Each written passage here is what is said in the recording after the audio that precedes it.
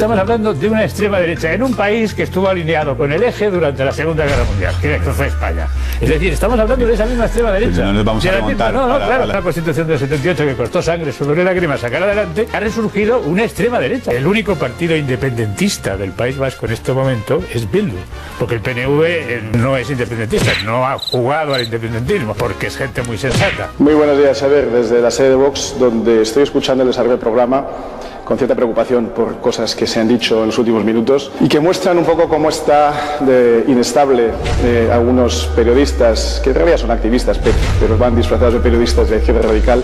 Yo he llegado a escuchar en este programa en los últimos 5 minutos decir que el PNV es un partido de gente moderada y sensata, que no es independentista, y a la vez el mismo periodista, señor Papel, conectar a Vox con hechos históricos con los que nada tenemos que ver y que probablemente pues forma parte de una especie de terapia que está pasando él con los espectadores. Yo le aconsejaría un poco más de moderación, un poco más de equilibrio, un poco más de prudencia, y la terapia que la lleve a profesionales de la psiquiatría, que es donde tiene uno que ventilar ese tipo de problemas que pueda tener. Empieza usted fuerte. Es absolutamente intolerable lo que ha hecho el señor Papel, y se lo quiero decir de frente. Es intolerable. Se lo dirá. Ha hecho cosas que son intolerables y que en una televisión pública no se pueden decir ese tipo de cosas con tanta naturalidad si uno está en una posición de analista político o de analista periodístico, porque uno pierde por completo la credibilidad desde ese punto de vista. Tengo más cosas que decir tan graves todavía. que yo creo que efectivamente requieren un tratamiento. Sí, no, bueno, pues aquí estoy para contestárselas todas una a una, porque usted está demasiado acostumbrado a que nadie le conteste esas barbaridades que dice en esta televisión pública, en la que cobra una remuneración de todos los españoles por venir aquí a vertir acusaciones gravísimas contra un partido que representa a 4 millones de españoles. Antonio Papel te escucha, Iván Espinosa Los Monteros. Mire usted, yo no tengo a usted nada que preguntarle, porque nada de lo que puede decir me suscita interés. Únicamente le quiero anunciar que voy a poner en manos de la Asociación de la Prensa y de mi abogado su insulto, su injuria, en la que me manda usted al psiquiatra. Y a Vox, como a los partidos de extrema derecha franceses y alemanes, hay que ponerles un cordón sanitario. Pues eso lo invalida usted como periodista. No sé si le queda claro. Ustedes pueden hacer lo que quieran. Usted queda invalidado como analista político. Respecto a los juzgados de prensa nos veremos. Ni siquiera me va a dejar hablar tampoco, me va a meter en la cárcel. Concluya, Antonio, que tiene que contestar y Espinosa Los Monteros. Concluya. Bueno, ya lo sé que tiene que contestar, pero no he terminado. Pues concluya, por favor. He dicho que no es decente que los partidos democráticos pacten con ustedes, y eso lo voy a mantener mientras viva. Y no tengo más que decirle. Espinosa Los Monteros, ¿algo que replicar? No, estoy completamente de acuerdo con él, que queda absolutamente invalidado como analista político una persona que piensa que el tercer partido de España, que representa a 4 millones de españoles, que es un partido obviamente constitucionalista, que es precisamente el que más defiende la Constitución, le parezca que no se puede preguntar nada, que no se puede comentar nada y que no se puede hablar con ellos. Usted queda absolutamente invalidado como comentarista político aquí y en cualquier sitio donde escriba, publique su opinión, porque ya se ha visto que es fundamental, Antonio, y que no puede participar en un debate analítico, político, periodístico. Ahí lo dejamos, Antonio, lo dejamos aquí. La Agenda 2030, su Agenda 2030, y digo bien, reza porque es una nueva religión secular que lo inunda todo y lo infecta todo, y a la que solo se opone Vox. Una gran mentira envuelta en buenismo y en colorines, que pretende realmente acabar con nuestra cultura, valores y nuestro modo de vida occidentales. ¿Eres comunista o no eres comunista? ¿Eres comunista o no? Sisplau. El comunismo rojo, violeta, verde o multicolor, ¿no? De la Agenda 2030 que tanto os gusta, ¿no? Yo no sé por qué os reís tanto, a veces sí que decís claramente que soy comunista, otros días. El que tanto defiende solo siembra pobreza, miseria y paro. ¿Te quieres callar? ¿Lo puede callar? Sisplau, senyor diputat, silenci. Continuï, sisplau. ¿Estás en el colegio? ¿Puedo seguir?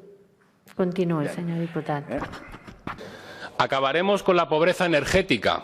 Esto prometía la extrema izquierda de Podemos, entre otros, cuando se rasgaban las vestiduras, cuando el recibo de la luz subía un 4%. Ahora sube más de un 42% y todo son excusas y tibiezas. Usted dijo ayer en el Congreso que este es el peor gobierno en 80 años. ¿No cree en la democracia? No entiendo su pregunta. No entiende mi pregunta.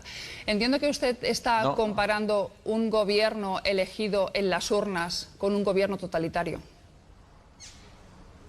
Yo lo que Está estoy diciendo que este gobierno es peor. Bueno, es que quizá me quede corto y tengo que pedir disculpas. Este probablemente es el peor gobierno en 800 años. Señoras de Podemos que avanzan hacia una república feminista sin lograr los aplausos del presidente del Gobierno, que estaba asustado en ese caso, ustedes no representan a las mujeres. Ustedes son mujeres, pero ustedes no representan a las mujeres.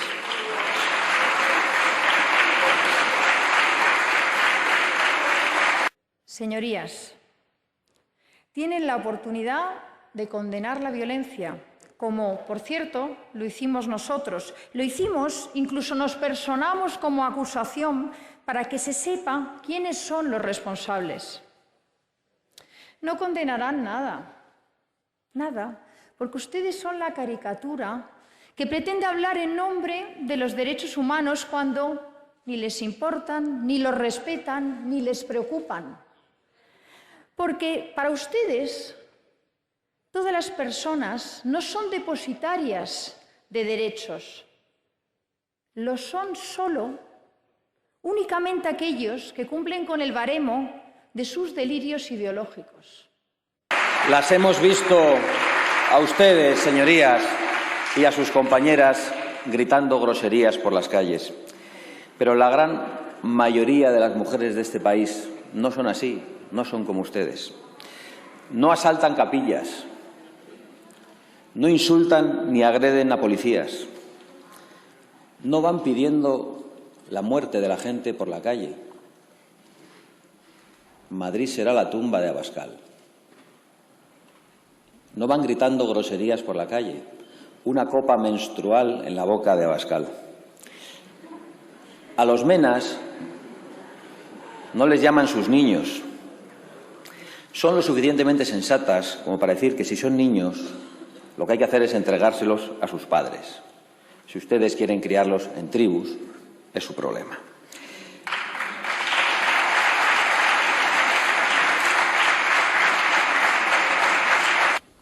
Sepan, señores del Gobierno, que al menos este grupo parlamentario no lo van a callar ustedes, por mucho que con el dedo, ya tocando la boca o la frente, silencio avisen o amenacen miedo.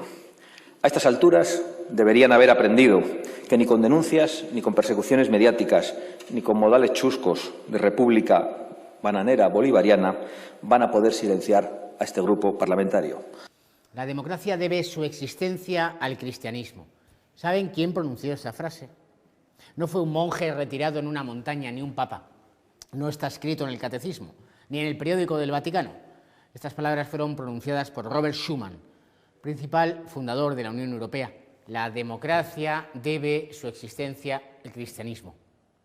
Bien, la verdad que cada vez que le oigo hablar estoy más y más preocupada. Hace bien. Sí, estoy preocupada, claro sí. Pero estoy preocupada por las mujeres. No, estoy preocupada por las mujeres y por los derechos de las mujeres. Pues no se preocupe. Sí, por eso estoy preocupada no. Porque a mí no vamos a hablar de prisión permanente. Yo lo que quiero pues es que no haya ni una mujer más asesinada y maltratada. Y para eso hacen falta medidas y hacen falta recursos. Exacto. Lo que no hace falta es que vengan hombres a decirnos que la violencia machista no existe, que es violencia doméstica. La violencia machista está ahí. Es una violencia que no tiene que ver con el lugar, sino con el origen. Es una violencia no tiene que ver con el sexo, tiene que ver con la violencia, por favor. Estamos en una sociedad patriarcal donde existe una desigualdad que tiene que... Bueno. Pero es que ¿pero de dónde? alguien no deje usted de repetir eso. el manual. Ustedes quieren compartir gobierno deje con usted alguien que de repetir dice el manual de Lenin, por favor. El hombre no viola, viola un violador. El hombre no mata, mata a un asesino. El hombre no maltrata, maltrata a un maltratador. Y el hombre no humilla, humilla a un cobarde.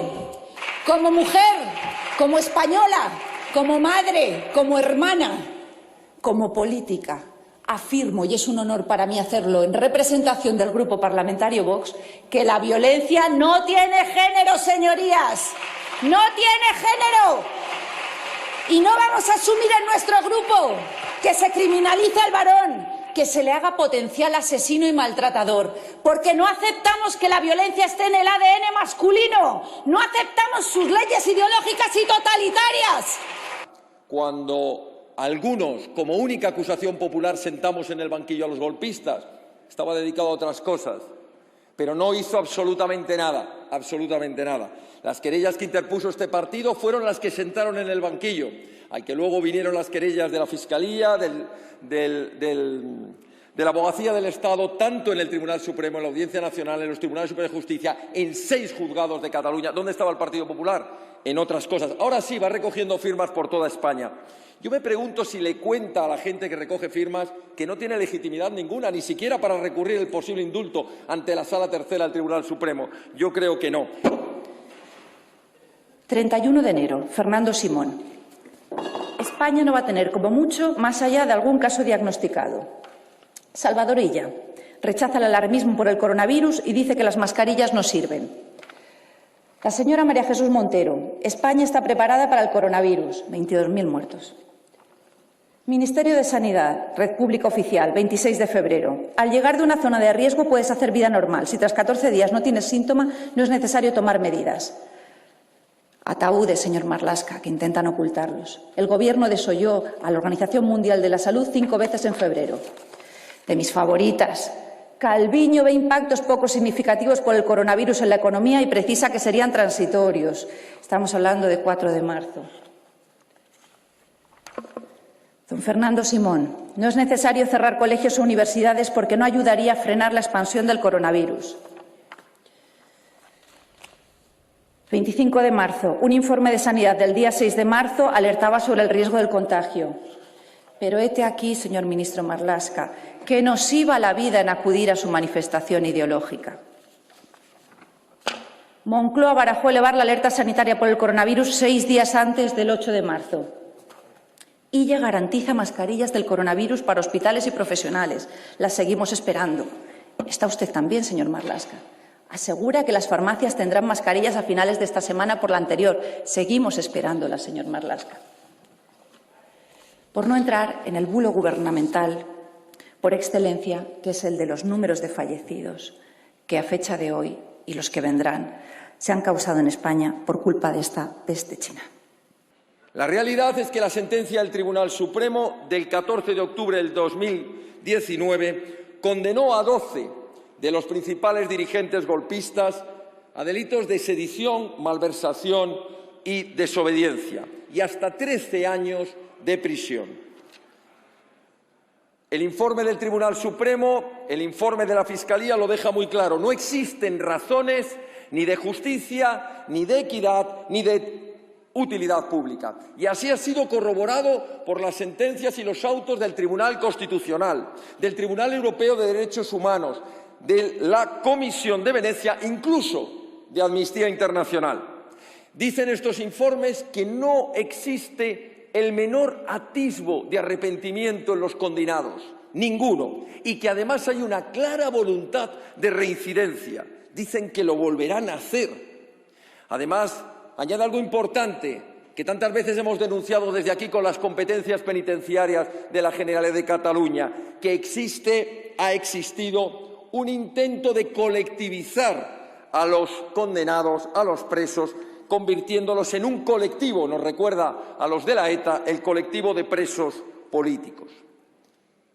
Pero este partido pregunta a la Cámara y pregunta al Gobierno si se atreve a conceder esos indultos, cuál es la razón verdadera. Porque si no existen razones de justicia, si no existen razones de equidad, si no existen razones de utilidad pública, ¿cuál es la verdadera razón si se conceden esos indultos? Pagar un precio al chantaje. Esa es la única realidad. El precio del autoindulto de quienes son los sostenedores de este Gobierno, de quienes les están manteniendo en la Moncloa, en los pactos de indultarlos y además reformar el Código Penal para rebajar las penas de sedición y rebelión, tal vez para que cuando no le quede más remedio a Puigdemont que entregarse o ser detenido por la justicia y a los demás cobardes fugados, que puedan acogerse al derecho penal más favorable. Recuerdo que esto ya lo hablaba con mi compañero diputado nacional Pedro Fernández cuando estábamos en estrados vistiendo la toga y acusándoles. Decíamos, ya verás cómo al final, si no logran pararlo como no lo han logrado en los tribunales, a pesar de torcerle el pulso en el último momento a la abogacía del Estado e intentarlo a la Fiscalía General, lo harán por la puerta falsa de los indultos. Pues no son indultos, son insultos, y no a los 130.000 españoles que se manifestaron el domingo pasado en Colón, a los millones de españoles que creen en el Estado de Derecho, que repudian aceptar los chantajes del Gobierno. Y desde aquí, desde esta tribuna, les decimos al Gobierno y a sus socios: tornarem a fer, nosotros lo volveremos a hacer, les volveremos a sentar en el banquillo y volverán a entrar a prisión quienes intenten volver a dar un golpe de Estado por España. Muchas gracias. No hay un problema con la ocupación si usted es progre o del actual Gobierno. Pero ahí sí eres un españolito de a pie, ahí sí eres un español normal, de infantería. Ahí sí que tenemos un problema, en las casas, en los pisos, en los bloques, en los barrios.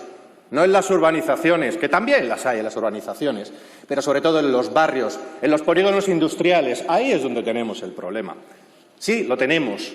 Lo tenemos porque cuando introducimos la llave para abrir ese piso, sea principal o sea el que se ha heredado en conjunto en una familia después de tanto esfuerzo, todos pensamos con miedo en qué nos vamos a encontrar dentro.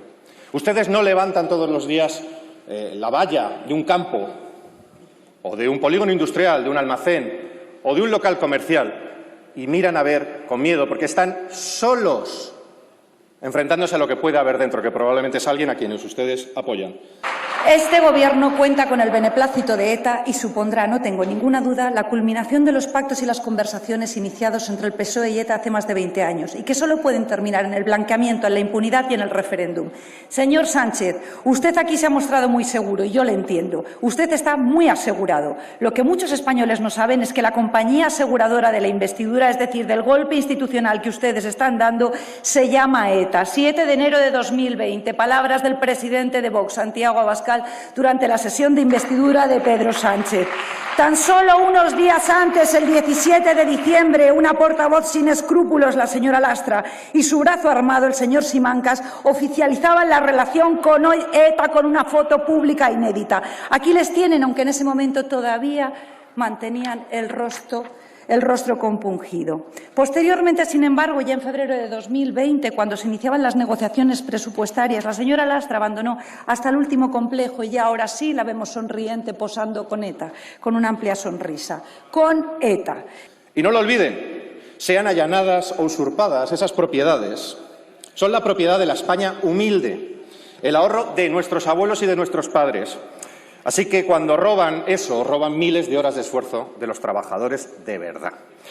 Y les digo, la propiedad, me meto más filosóficamente, la propiedad es sagrada porque es la base de la libertad. Podemos entrar en debates filosóficos, ustedes son más de Juan Jacobo Rousseau, probablemente nosotros de Locke u otros autores, pero les digo, los que asaltan una propiedad asaltan nuestra libertad, lo más profundo de la democracia, porque es la propiedad la que nos protege la libertad y nos protege de aquellos que quieren imponer verdaderas dictaduras, como por ejemplo la del proletariado que ustedes todavía defienden. Porque la usurpación es un delito, porque ustedes, como les decía, pretenden que esto sea como Rousseau, todo compartido, esto sea una tribu, ¿no?, donde todo se entrega en el conjunto y donde, sobre todo, al final ya sabemos cómo acaban las tribus, que el macho alfa se lo acaba llevando todo, la propiedad, el lecho, bueno, ustedes saben cómo funciona eso exactamente. ¿Sonríen, señorías? Sonríen con casi 1000 muertos encima de la mesa, 11 de ellos de su partido, y se atreven a sonreír. Estas son las cifras de su traición. Les puedo asegurar, señorías, que el fuego en el que yo me he forjado es el norte, porque allí he combatido, porque allí he dado la batalla del relato con más de 1500 recursos. Una casa es la inversión de miles de horas de esfuerzo de una familia. Así que cuando ustedes defienden a los que ocupan, a los que allanan propiedades, están ustedes robando millones y millones y millones de horas de los más humildes en España, de los que han trabajado para tener esa propiedad. Eso es lo que están ustedes protegiendo, el latrocinio, el robo a los humildes. Así que, ¿qué proponemos? Muy sencillo. Proponemos menos protección a los delincuentes y más protección a quienes actúan, que es la policía, a la Guardia Civil, a quienes no nos dejan. Son dos cosas muy concretas. Esta moción proponemos, en primer lugar, que la usurpación pueda ser sometida a un desalojo policial inmediato. Inmediato. En las primeras 24 horas, menos si es posible. Eso es una modificación sencilla de la Ley de Enjuiciamiento Criminal. Y por otro lado, lo que proponemos es además que quienes usurpen un inmueble, este sea un delito penado con cárcel. Que no sea gratis, que no sea pagar una pequeña cuota de multa, sí se paga el ocupar o usurpar la vivienda de otro. Así que, por supuesto, esto no significa que no digamos que hay que atajar los problemas sociales. Miren ustedes, si este es uno de sus menas, el que ha hecho la ocupación, lo que hay que hacer es muy fácil. Lo que hacen con nuestros hijos cuando cierran los colegios, se les entrega a sus padres. Si es un inmigrante en situación ilegal, lo que hay que hacer es lo que hacen ustedes en las fronteras ahora sí, para proteger a España del virus. Entonces se le devuelve a su país, como harían con cualquier español que está en situación irregular en otro sitio. Pero si es un español o es un inmigrante en situación legal, lo que está pasando, si esa persona se ve abocada a tener que ocupar la propiedad de otro, es que han fracasado ustedes con sus ideologías, con dedicar el dinero social a lo que no es importante. Así que menos luchar contra las tonterías y más luchar por los españoles y por los residentes legales en España para que no tengan que abocar a ocupar jamás.